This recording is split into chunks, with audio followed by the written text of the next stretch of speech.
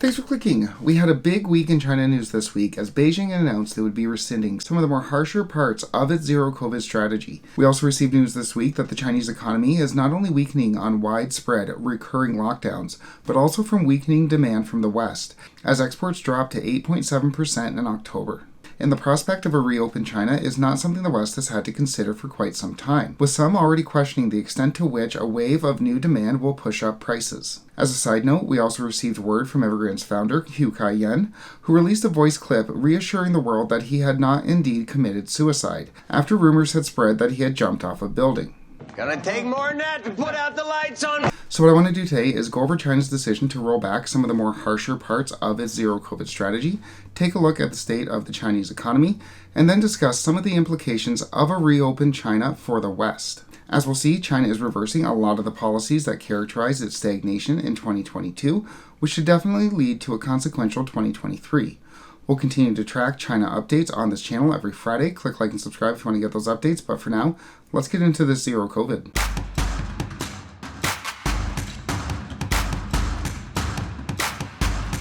As mentioned, China made major headlines this week on the news that it was making a U-turn on its zero-COVID policies, which have caused so many problems with the Chinese economy throughout 2022. Indeed, some Western companies, like Apple, fed up with the recurring lockdowns and massive protests, have announced that they are looking to move production outside of China, outside of the world's factory.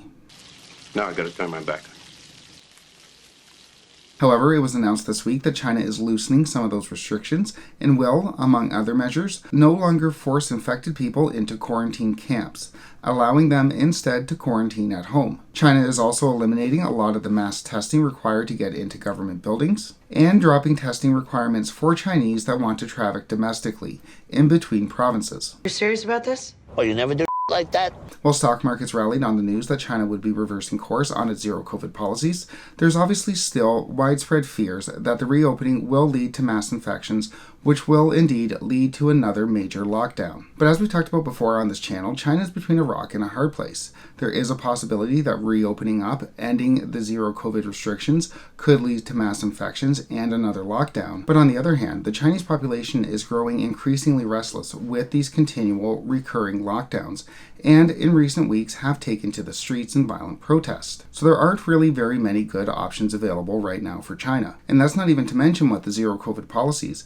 and China's real estate crisis has done to China's economy. Indeed, the decision to rescind or massively reduce China's zero-COVID restrictions came on the heels of the release of China's November economic data, which showed that not only had exports dropped by 8.7%, but imports had dropped by 10%, translating into China's worst trade numbers since the beginning of the pandemic in early 2020. But with the potential end of zero-COVID, many, including Morgan Stanley, are predicting that China's economy will be back in full force by mid-2023. And obviously, when the world's second largest economy comes back in full force, there are going to be major effects felt by the rest of us. With China having been basically in fits and starts, shut down for the entirety of 2022, this has helped to keep a lid on global inflation. However, assuming China is fully reopened by mid-2023, Bloomberg Economics is estimating that we could see a 20% increase in the price of oil. China's demand for oil plummeted this year, reaching levels not seen since 1990. So obviously, when the economy opens back up and the demand for that oil comes back, all things being equal, that's going to put major upward pressure on our prices, on the price of oil. And this week, we saw President Xi Jinping visit Saudi Arabia, at least in part, with the intention of securing the free flow of oil to China. So in summary, this week we have the potential end of zero-COVID coming to China on the heels of weak economic data, and concerns are growing that a fully reopened China, a China that is back in full force in 2023, will put upward pressure on the price of oil globally, leading to more global inflation. And China's moves on zero-COVID and Saudi Arabia falls well in line with what seems to be a big U-turn coming from President Xi Jinping as he starts his third term as president. We saw a major reversal on China's real estate market just a few weeks ago, with signs pointing that more changes could be coming in the future. The major reversal on real estate, combined with a change of course on zero-COVID, shows a China that is reversing its stance from last year, becoming more and more focused on economic development. Now, obviously, China's moves to stabilize the real estate market and its reversal on COVID won't lead to a straight shot to a full-force China, and the economic recovery will obviously be bumpy.